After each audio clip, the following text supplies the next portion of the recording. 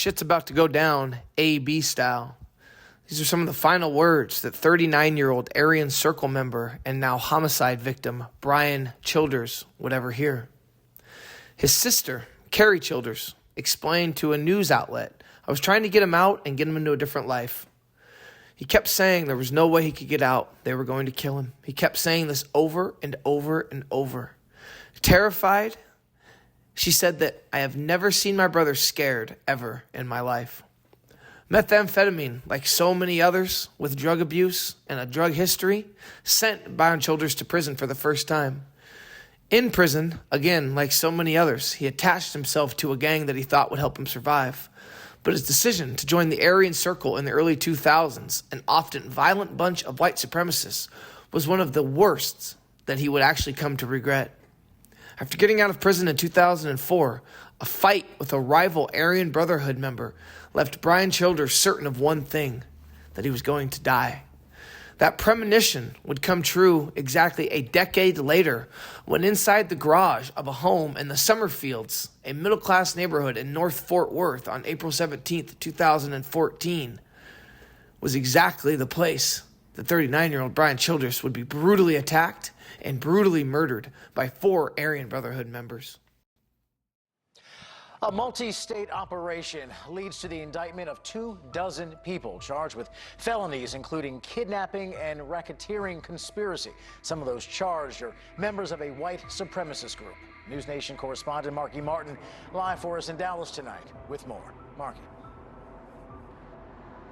Yeah, good evening. 24 people have now been indicted in 3 different states, including high-ranking gang members allegedly with ties to the white supremacist group, the Aryan Circle. Now, not a lot is known at this time, but this is what we've gathered so far.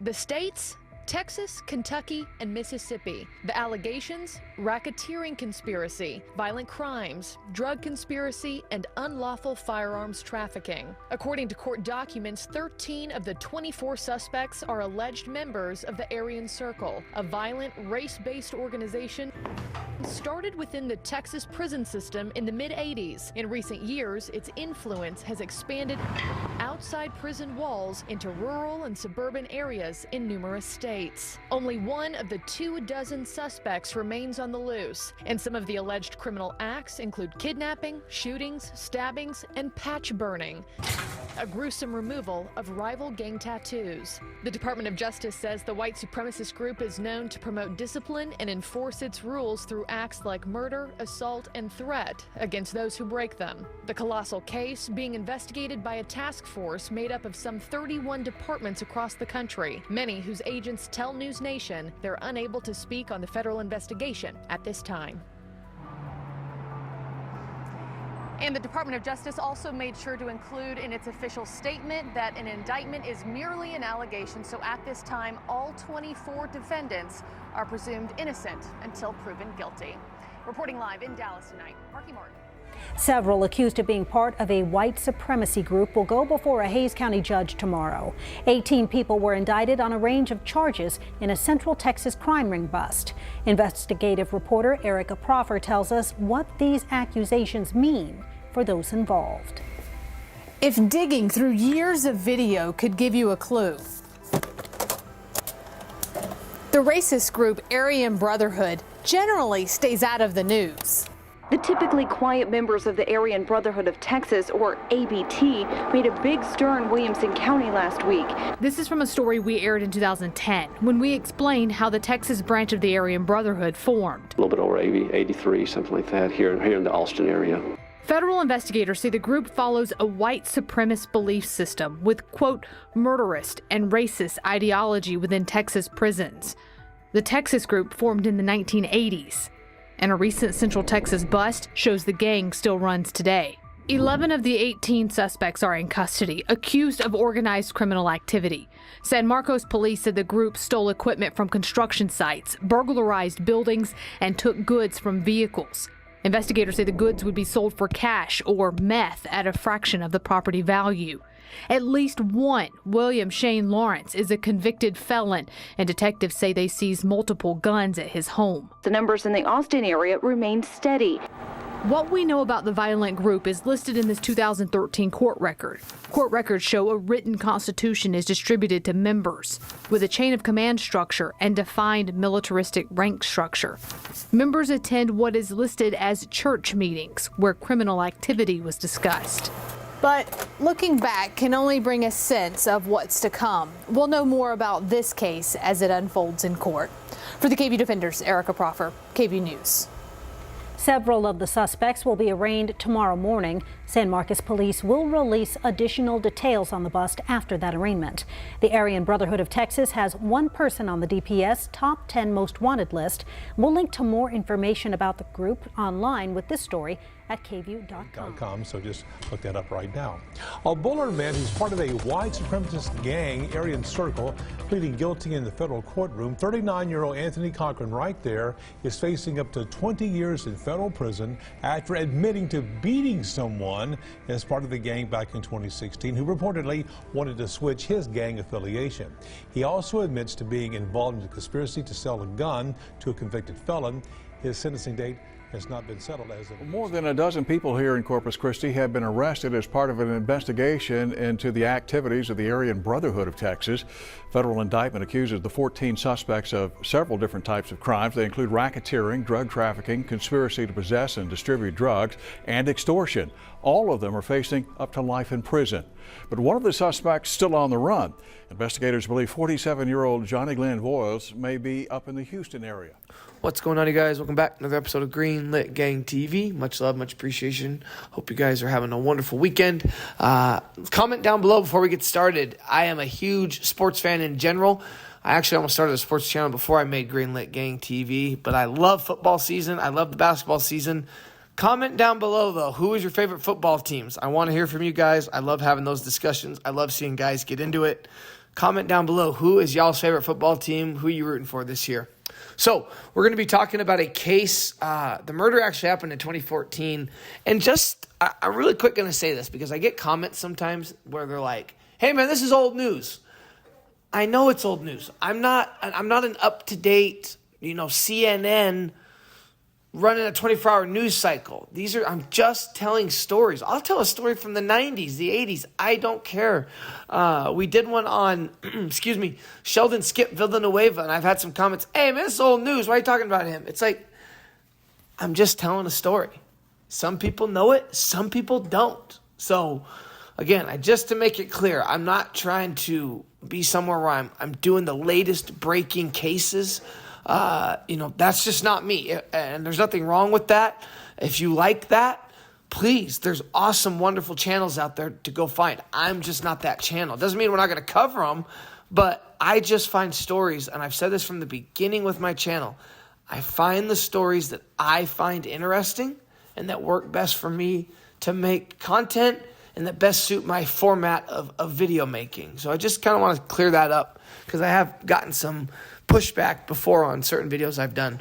But anyway, so Bryan Childers, 39 years old. He's killed in April of 2014 in Fort Worth. He's killed in the suburbs. He's killed in the garage.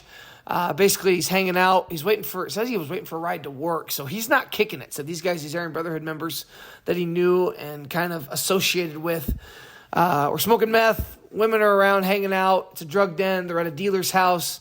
And, this is what's sad about this lifestyle, is you can tell with Bryan Childers, so he gets killed when he's 39 in 2014. So he went to prison in the early 2000s because he'd gotten out in 2004, which would have made him 29. So he probably went to prison, let's just say 25, 26, does a few years. Everything you read about his case, like we've talked about so much, guys, drugs. It is the epitome of, I feel like, 80 to 90% of all problems in the criminal justice system in the United States. It is all drug-related one way or another. At least, like I said, 8 out of 10, 9 out of 10, drug-related. My friends, family members, myself that have been locked up, drug-related. And that's what it talked about with his family. He started doing meth, started getting in trouble at a young age. By, 19, he's full-blown into the meth. He's hanging out with the wrong people, goes off to prison, Texas prison system is absolutely no joke. He joins the Aryan Circle. It's a white supremacist prison gang developed in 1985 by a guy who goes by the name of Mark Cowboy Gaspard. Now, the Aryan Brotherhood of Texas, that had come around a few years prior, okay? They are rivals, right? Aryan Circle, Aryan Brotherhood of Texas, they are 100% rivals. But that doesn't mean that people don't hang out. That doesn't mean that people don't mingle. Bryan Childers was at a house with 4 to 5 Aryan Brotherhood members waiting for a ride to work. But like his sister said, he was waiting, sadly, he's like, they're going to kill me. They're going to kill me. Now, 2 things. I think part of that is paranoia from drug use, methamphetamine use. A lot of these white prison gangs, these white supremacist gangs, meth, okay? Meth and heroin. It just is what it is. I know I'm going to get pushback. People say, you don't know. I do know. Meth and heroin. Okay, those are the big 2, and you're hanging out with guys smoking dope all night. He might not have been getting high before he's going to work, but he's getting high before. He's calling his sister, he's calling his family member. These guys are out to get me. And it said that, like I said in the intro, he'd gotten in a fight with a rival Aryan Brotherhood member, and it said that he was certain of one thing, that he was going to get killed. And then 10 years later, he gets killed. All right, and he's telling his sister, I was trying to get him out of that different life, but he kept going back. And at some point after he joined, he'd let his mom. So you can tell he's very close with his family because he'd actually let them know, hey, guys, this is what I'm doing. This is what I'm about. Excuse me. It talks about the attack itself, and it was brutal and a vicious and deadly attack. 4 Aryan Brotherhood members. Childers was beaten, strangled, and bound with an extension cord and then stabbed. And this is kind of the sad part. His body, they dismembered his body with a reciprocating saw, and I put pictures up of that, inside a Hearst dog grooming business. His body parts were tucked inside cement-filled buckets and tossed into the Trinity River. His remains have never been found. So they go to this dog grooming place, they find the saw, they find evidence that supports, okay, something happened to this guy, they find DNA, all that stuff. So there's enough to make arrests, but they did a very good job of getting rid of Bryan Childers. 7 Aryan Brotherhood members and associates were charged in connection with the case on charges ranging from murder to tampering with evidence, providing a glimpse into the dark and dangerous world of white supremacist gangs and rules by which they live and by which they die. Bryan Childers' mom, June Smallwood, my son did not deserve to die like that. And this is kind of interesting. It's a moment of, I feel like, honesty. He was not a great person, but the man had a heart. And that really resonated with me as somebody who struggled with drug addiction for years. There was a time where, let's say I overdosed. Let's say I was killed in a drug deal gone wrong, robbery or something, when I was out doing shit I shouldn't have been doing. My mom was always there for me. My dad was there, but my mom was always there. I had people that loved me. But what's sad is, in the media and even how we read these stories, is if you see drug overdose, if you see prison gang or street gang, and it doesn't matter your race. This happens to be a case about white people, but it's the same when I do African-American, Hispanic, Asian. When you hear gang, drugs, immediately the level of caring, the level of sympathy people give you drops dramatically. And what we forget is that these people have families. These people have loved ones. These people have people that dearly love them. And it's so easy to see a picture of, and I mean, you can pick the worst people, man, but they do have people that love them. They have spouses. They have children. So going back a little bit, all right, it was all based on protection when Bryan Childers joined the Aryan Circle. A teen, his mom said that she sent her son to live with his father, Riley Odom and Keller, and this is all in Texas, when he was 2, as she recovered from a car wreck. But the temporary plan eventually became permanent. She goes on to say, I was young and dumb, June Smallwood said. She, quote, I got into the partying scene and became a weekend mom. What that means is June Smallwood, Bryan's mom, was going out all week, kicking it, hanging out, probably bringing guys around, drugs, alcohol. And thankfully, I'll be honest, I never experienced that. I'm sure some of you have. Comment down below. Let me know your experience. I love hearing about it, guys. Please comment. Write out your stories. I get people that say, hey, sorry for the long comment. Don't ever be sorry for the long comment. Write as much as you want. So you can tell the mom, now that her son has passed, is dealing with a lot of guilt is dealing with a ton of guilt. And I know part of her blames herself for this. Although he's almost 40 years old when he's killed, that's his mom. And she basically feels like she never gave him the best chance that she should have. He was often left to fend for himself. His father worked, as did his stepmother. A student at Keller High School, he began getting into trouble, partying, smoking pot, and eventually quitting school, his father said. His father, Riley Odom, bought his son a class ring, this is sad, before he quit school. And unfortunately, Bryan Childers, in the throes of addiction, pawned it. He hawked his class ring. And the dad went on to say, I found a ticket on it and went out and got it out of the pawn shop. Odom said, I've still got it in my desk drawer today. I'm thinking about giving it to his daughter. That class ring might as well belong to that girl. And this hit home a little bit because when I was full on using drugs, when I was in the throes of my heroin addiction and Xanax addiction, many of you can maybe understand this. I truly did not care. And I would have sold my grandma to get well. And if you know, you know. For those of you that don't know and say, oh my gosh, you're crazy, you have no morals, you're right, I didn't. When I was a drug addict, I didn't have any morals. I would stab you in the back 1,000 times over and to get what I wanted. I'd step over you 1,000 times over to get what I wanted. And that's why with these gangs and the street life, it's no good, because when the drugs are wrapped up in it, no matter how much of these constitutions you read or this lifestyle they're supposed to live by or what they portray on social media, when you're strung out, when you're high, when you're dope sick from heroin or opiates or whatever, when you're blacked out on Xanax and alcohol and coke, you don't give a shit. You're not going to look out for your brother. You're not going to stay solid. You're going to do whatever you got to do to get well, to get high, to go on a run. It doesn't matter.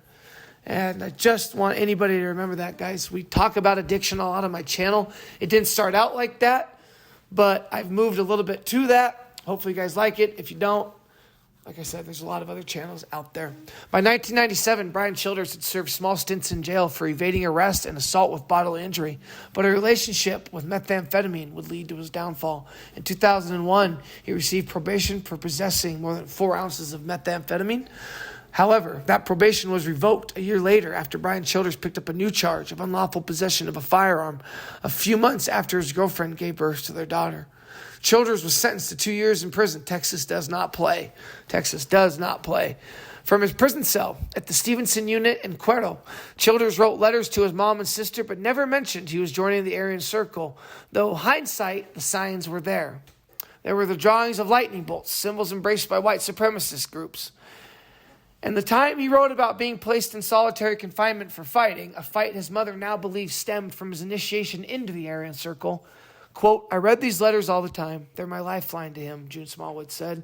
Quote, it's as plain as day. The way he talks about things and getting in trouble, I just didn't see it then because I didn't know anything about gangs. An offshoot of the Aryan Brotherhood of Texas, the Aryan Circle was formed in the 1980s.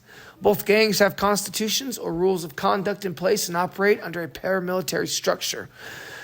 That, like other race-based prison gangs, it's all based on protection in the beginning. Later, it expands inside the state and federal prisons to the outside and it becomes for profit, a criminal organization. That's what I always say in these videos, is that these gangs, when they start in the 60s, 70s, 80s, they honestly start as well-intentioned. They're there to protect the individuals that join who feel like they are any day now going to be a victim of physical violence or worse. And it starts out well. They get a little taste of power, they get a little taste of money, and that's what he just said, as they develop into full-fledged criminal organizations with a business-like structure. And it becomes for-profit. Quote, what skill sets do you have that can benefit, as they call it, the family? And while groups like the Ku Klux Klan and skinheads are focused on hate crimes, it's often money that drives the Aryan Brotherhood of Texas and the Aryan Circle, both of which have a strong presence in the Dallas-Fort Worth area. They use the fear factor that's associated with the neo-Nazi era symbology. They sell that because they know that scares people, and that's a good recruiting tool for disenfranchised white kids. But while they'll use it for their benefit, a lot of times their main motivation is straight up money. And I actually believe that. Yeah, there's people with strong beliefs, and you can say that, and I get comments too about, man, why do you just say white supremacist gangs? They're all the same. What this guy said is perfect. They draw you in with the brotherhood. We're going to protect one another. We're going to look out for one another. And all it comes down to is money and drugs. That's it. People don't care about each other. They don't. There's a few individuals that stay solid. I'm not saying everybody doesn't give a shit. But overall, drugs and money, and what can you do for me? Just like a lot of other legitimate businesses. What can you do for me? How can I make more money? And if I got to step over you to get ahead, I'm going to do it. In the case of a prison gang, though, if I got to kill you to get ahead, I'm going to do it. Okay? That's how it works, guys. That's how it works. Excuse me. And then went on to talk about how they make and deal meth. A lot of them use heroin. It's just kind of the same thing. The Aryan Circle has grown to more than 1,400 members, mostly in Texas, and it's the second largest gang in the Texas prison system, according to the Anti-Defamation League. A lot of them, and this is interesting, were former ABT members and just didn't like the direction of how the Aryan Brotherhood of Texas was operating, so they decided to form their own gang. All right. Childers was a full-fledged member of the Aryan Circle when he got out of prison in July of 2004, and that is, like I said, that's when he tells his mom and sister that, hey, no more sugarcoating it, no more hinting at it, I am a full member. Both disapproved. They said Carrie Childers told her brother that it was, quote, stupid, and she actually refused to talk about it. We all blew it off, Carrie Childers said. 9 years later, a battered Bryan Childers would share more information about the gang, telling his mother and sister that he'd been jumped by 7 Aryan Brotherhood members. He said, Mama, I whipped 4 of them, but I was too tired. I couldn't whip the other 3. Fort Worth police said the encounter left bad blood between Childers and one of the Brotherhood members, Nicholas Ackery. At a game room, the 2 men would cross paths again. This time, Childers wrapped the chain from his wallet around Nicholas Ackery's neck. By most accounts, Childers won that. It says Childers won that fight. Childers whooped that ass is what he did. But he soon realized he would likely pay for that victory with his life. I was like, what are we going to do about this? Let me give them some money, whatever we need to do. Let me call a friend that could go down to prison and talk to one of the members and have this called off. I know I can help. This is what Carrie Childers was telling her brother. And he was like, sis, there's nothing you can do. They're going to kill me. And that fight in the game room where he wrapped the chain around Ackery's neck was a year before he died. Carrie Childers said she last talked to her brother in the beginning of April 14.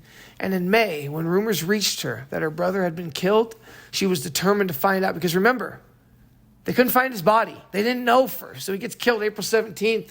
So that's why it says that. Nobody knew for sure. People knew, but people didn't know. Because it was just, like I said, it was just a rumor. So people talk, streets talk. This family knows a lot of people. Sister hears about it. She was determined to find out what happened. Gun in hand, she and her husband visited the house in the 7400 block of Crosswick Circle, just a few blocks from Fossil Hill Middle School, where Childers had been staying in exchange for helping out the bedridden paraplegic owner.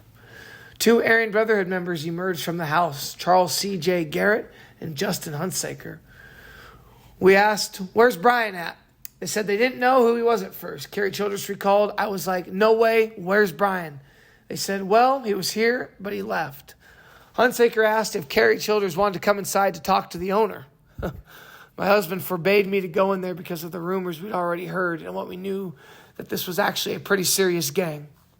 The next day, on May 29, 2014, Carrie Childers reported her brother missing, telling Fort Worth police that she suspected foul play. June Smallwood, the mom, however, clung to the belief, and this is sad because this is as a mom, your brain and anybody, if you've ever gone through loss, if you've ever gone through if you're a family of a murder victim, your brain goes into like a defense mode. So your brain's going to lie to you to make you accept or be able to handle things a lot better than being able to just go, you know what, he's probably dead. And everybody's different. Some people don't, but you can tell with the mom, until she knew for sure, until she, was told that your son is dead, she hung out hope. Maybe he went on a drug run. Maybe he disappeared. Maybe he's been kidnapped. But he might still be alive. She said, I was holding out hope that Bryan had finally decided to go underground and get away so he would live, said June Smallwood, her face showing her pain. I thought he decided to go get a new life somewhere and knew if he did that he wouldn't be able to contact us or could get him killed.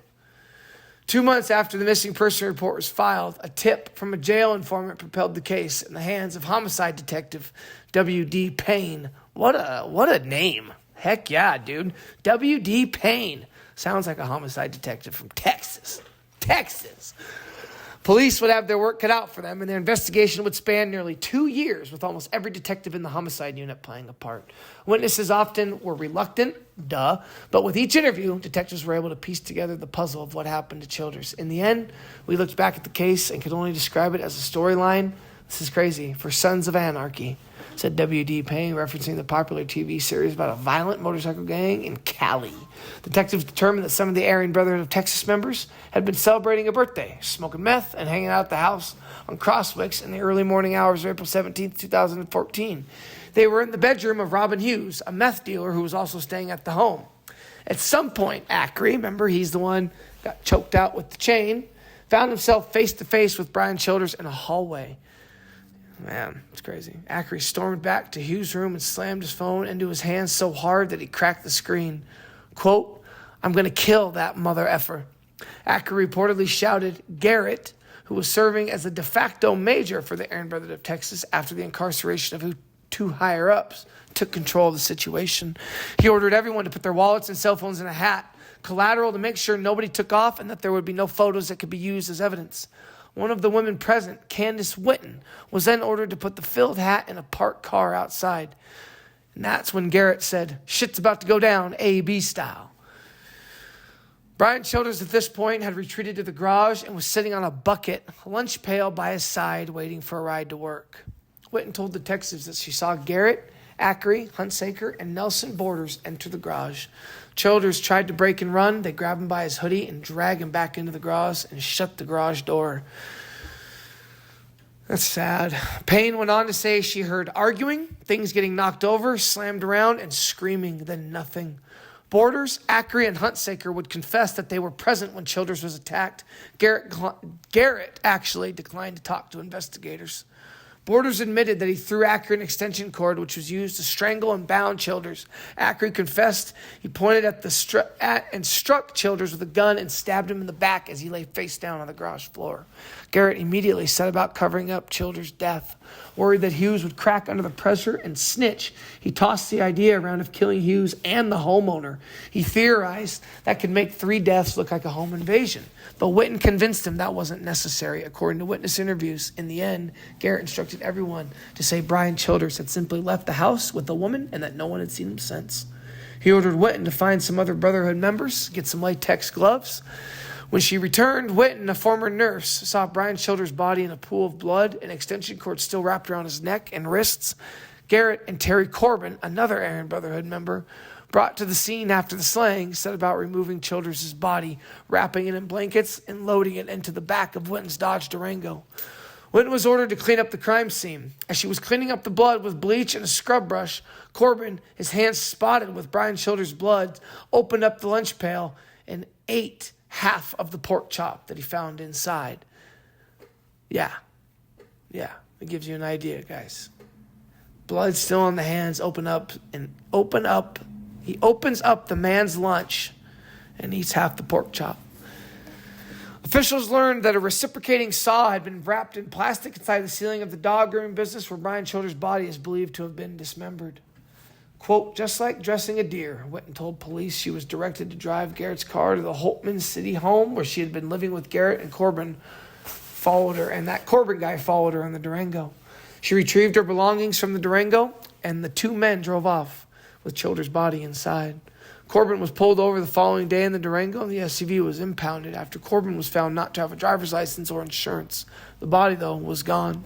Witten told police she'd heard that Childers' body was taken to a dog grooming business where it was dismembered by 3 people, including a woman, quote, named Flea. There's a name. Placed in a barrel with concrete and tossed into a lake or pond. Police would identify Flea as Felicia Brown, an Oklahoma woman who had a child with Huntsaker, one of the Brotherhood members present when Childers was killed. Brown and Huntsaker had been living together at Huntsaker's mother's business, Susie's Grooming. Trying to tie this together for you guys. So there's the dog grooming business where they probably dismembered Bryan Childers. At 441 West Pipeline Road in Hurst, Brown told detectives that she She had called Garrett after spotting a large barrel inside the business on April 20th, 3 days after Bryan Childers' death, that was emitting a foul odor. She said Garrett instructed her to, quote, clean the mess, which she understood to mean get rid of the body. Brown told police that she dismembered the body by herself, vividly describing how she used a reciprocating saw to cut him up. That's insane to me. That is insane when you read that. And I read that a few times. But yeah, for Felicia Brown, okay, you need me to get rid of this body? Okay, cool. This is this family-owned business. Hey, man, this thing stinks. Take care of it. Gotcha. That's where and she's the one that said it was just like dressing a deer. And that was from, she had told that to a girl named Elena Bangs, and she's one of the prosecutors involved in the prosecution of the cases. Brown told detectives that the job took her from 6 to 7 hours to complete. Quote, to me, I'm a strange person, so I made myself cool with the situation. Oh my God. Oh my God. Despite her claims of doing it alone, police did not believe it, which later came out in testimony from Brown. Hunsaker and Robert Bruce Seipert, a prospect of the Aryan Brotherhood of Texas, were among those rumored to have helped dismember Childers' body. When detectives interviewed Hunsaker, by then in a state jail on an auto theft conviction, he acknowledged that he had been present when Childers was killed, but abruptly ended the interview when talk turned to Childers' dismemberment. Seipert denied taking part in the dismemberment, but did admit to being at the dog grooming shop when the 5 buckets of concrete were loaded in the back of the Hunsaker's pickup. Seipert told detectives he followed Hunsaker to Randall Mill Road and Loop 820, and then watched as Hunsaker pulled down a dirt path that ran under a bridge to the Trinity River. He told police that Hunsaker later called him and indicated everything was done. 9 searches, which included dive teams from the Fort Worth Fire Department, were conducted in Fort Worth, Wise County, and Parker County for Bryan Childers' remains based on Seipert's claim and other tips.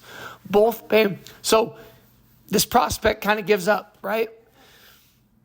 Well, they're still not able to find it. Both Payne and prosecutors believe the buckets were tossed into the Trinity River, but say it is likely the concrete has not yet set. That was the year of huge flooding, where like the river was all the way up almost against the highway, this prosecutor Banks said. I believe that it probably broke apart pretty quickly, and those buckets are gone. I don't think he's ever going to be any trace of Bryan Childers. The Dodge Durango, the police believe, was used to transport the body of Bryan Childers after a slaying. Excuse me. Yeah. That was impounded. They searched that. They got evidence out of that. 2 years for cutting up a body, question mark. Prosecuting a murder case without a body had only been done once before in Tarrant County back in 2008. Without a body in the Childers case, prosecutors could not definitively say the cause of his death or even that he was dead. Quote, we had 1 blood swab, and the fact that no one had seen him, Prosecutor Banks said, there's always a chance that the juror could think he's going to pop up later. This is where it gets a little hairy. The only 2 witnesses willing to testify to having seen Childers' deaths were Witten and Brown, who are an Aryan Brotherhood member and a girl that said she's okay with dismembering a body. It's like dressing a deer. And because she's weird, she's okay with it. Not the strongest character witnesses that you want up there if you're the prosecutor trying to convict these guys of murder without a body. So they would do so wearing jail jumpsuits, which is always a potential credibility issue. Well, duh. And I would say the least of my worries is having them in jail jumpsuits. I would say Brown talking about how she's just kind of weird and she's okay with it. But in the end, only 2 of the defendants, Garrett and Hunsaker, would even go to trial. Ackery, the man whose beef with Childers started it all, pled guilty in January. And this is from a while ago, to engaging in an organized crime murder. He got 45 years. Borders, who threw Ackery the extension cord used to strangle and bind Childers, pled guilty to aggravated assault with a deadly weapon in exchange for 10 years in prison. Corbin, who helped with moving Bryan Childers' body, pled guilty to tampering with evidence and also got 10 years. Seipert, the prospect, who's tried to help him find his body, his was dismissed in exchange for cooperation in the case. Brown, our deer-dressing woman, the only one charged in the case, dear God, she's one of a kind, entered into a plea agreement with prosecutors that garnered the lightest sentence in the case, 2 years deferred adjudication probation. Needless to say, Bryan Childers' mom was not happy. 2 years for cutting up a body? How can you give someone 2 years probation for doing something so gruesome? I agree, June. Smallwood's remarks incredulously. That girl has got to be messed up in the head. She's got to be. All of them are messed up. Under the plea deal, Brown agreed to testify in Garrett's trial, but would not have to testify against Hunsaker, the father of her child. I hate to say this. I really do hate to say this, but the best thing to happen to that kid is his dad go away for a very long time and his mom hopefully never have custody of him. Both Brown and Hunsaker agreed to give up their potential rights to their child. Thank God. Bangs said Brown's testimony was vital in Garrett's case because it proved he ordered the dismemberment. Quote, we needed her. But by the time Garrett went to trial, Brown's story had changed. My God, police believe Bryan Childers was waiting for a ride to work inside the garage when he was attacked and killed. She now said it was Hunsaker to whom Garrett gave the order to dismember Childers' body. She also no longer claimed that she did the dismemberment on her own. So she goes from, I'm a little weird, it's just like doing a deer, to, you know what, it wasn't me. She testified she had lied on behalf of Hunsaker. She testified she helped Hunsaker pull the barrel containing Childers' body inside the grooming business. But all she did was, hey, I was the lookout. She heard the saw, she smelt the dead body, she was part of mixing up the quickcrete and laying out the trash bags and stuff, Banks said. When she went back in there were chunks of what looked like red clay all over and in the sink. They knew that was what happened, but she didn't really do the chopping up. Oh my God. Yeah, just absolutely crazy. And then the prosecutor was on to say that Garrett basically is, Garrett's like the bad guy in all this. So Garrett, guilty of murder and engaging in criminal activity, murder. He was sentenced by State District Court Judge Scott Wish to 50 years in prison, who went on to say, I think C.J. Garrett is truly a psychopath. And I'm sorry, the judge didn't say that. The prosecutor did. Most of these people are in this lifestyle because they have drug addiction. They went to the pen. They have no option because they don't have a job. They have no family support. He is in it, in my opinion, because he likes it. He liked the power. He likes the violence. He likes to be high ranking. And I will say this. That is true. That is 100% true. So like we talked about, like I said, 8 out of 10, 9 out of 10, what the prosecutor Banks just said. It's all drug addiction. They don't have any positive life. You even saw that with Bryan Childers' mom. We saw that was a weekend mom. I wasn't around. He was living with his dad and stepmom, but they worked.